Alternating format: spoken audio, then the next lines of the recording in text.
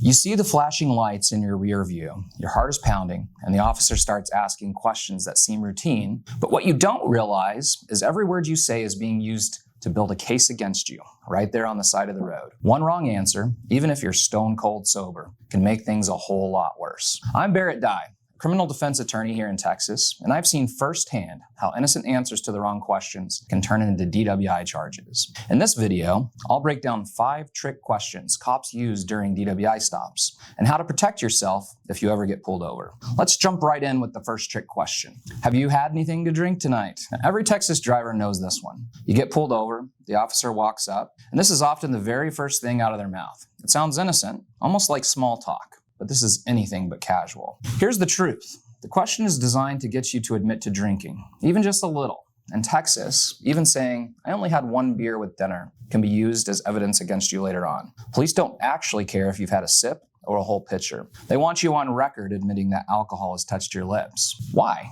Because it gives them a reason to investigate further. You might think honesty will help, but in reality, it almost always backfires. Let me tell you about a client I once had. We'll call him Mark. Now, Mark was pulled over in Austin after a Texas Longhorns game. Traffic was a mess. The officer asked the usual, and Mark, wanting to be polite, said, "Yeah, just a glass of wine at dinner." But that's all it took. The officer immediately started a DWI investigation, even though Mark was under the legal limit. He spent the night in jail, all because he thought being honest would get him back on the road quicker. The best way to respond? You have the right to politely decline to answer. You can say, "Officer, I'd rather not answer any questions." In Texas, you're not required to admit to drinking. Staying silent is not an admission of guilt. It's your right. Now, this is the second trick question. Where are you coming from? The officer wants to know your origin, and specifically, if you're coming from somewhere that serves alcohol, like a bar, a concert, or a party.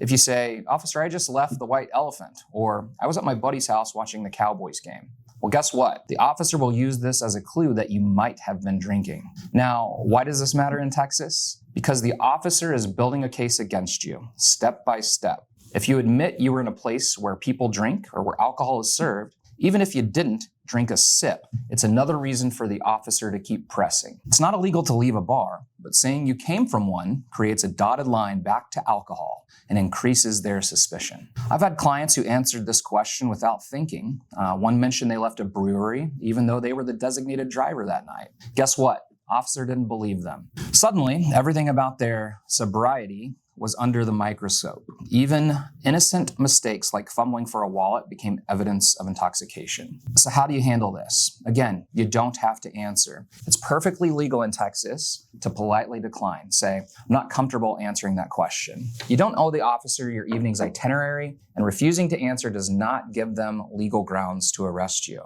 Now, this third one, it seems harmless, but it's a classic trap. The officer asks, "Do you know why I pulled you over?" The real reason they ask is to get you to admit to a violation, say speeding, failing to signal, swerving, or maybe something else you weren't even aware of. Now in Texas, even a minor traffic violation can be the supposed reason for a DWI stop. If you say, "Yeah, I was probably going a little fast," well, that's an admission to speeding. If you guess, "I might have drifted over the line a little," well, you've just admitted to possibly failing to maintain your lane. One of the most common justifications for a DWI traffic stop. I worked with a young man from San Antonio who answered this question by saying, "Officer, was I weaving?" He was being honest. He dropped his phone and reached for it without thinking. Well, that comment was later used and twisted in court as a sign he couldn't control his vehicle because he's impaired. Here's what you should do. Don't guess. Don't offer up reasons. The best answer is, "No, officer, I'm not sure." This protects you from making a statement that will be used against you later on. In Texas, being polite and non-committal is your best defense. This fourth one is huge in Texas DWI cases. The officer asks, "Hey, would you mind stepping out of the vehicle and performing some tests for me?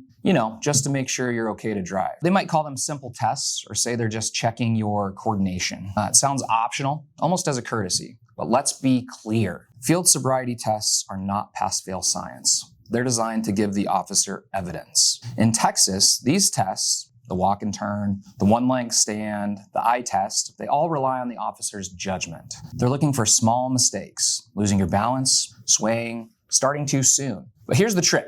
Every normal person is nervous during a traffic stop, myself included. especially if blue and red lights are flashing and cars are whizzing by on I-35. I had a client in Central Texas once who was stopped late at night. He agreed to do the field sobriety tests, thinking it would clear him, but he was tired and anxious, and English wasn't his first language. He missed a step and lost his balance for a second. That was all the officer needed. The video showed he wasn't drunk, but the officer's report focused only on his mistakes. It took months to clear his name. You don't have to take these tests in Texas. You can say, "No, thank you, officer. I choose not to do any field sobriety tests." You might be arrested anyway, but you're not providing extra evidence to be used against you in court. That can make all the difference. The fifth trick question is all about the portable breathalyzer. It's often called a PBT. The officer might say, "It's just a quick test. If you've got nothing to hide, why not blow?" In Texas, officers carry these devices and often act like they're no big deal, just routine. Here's what most people don't know. The results from these tests, they're not always reliable and often can't be used as evidence in a Texas courtroom.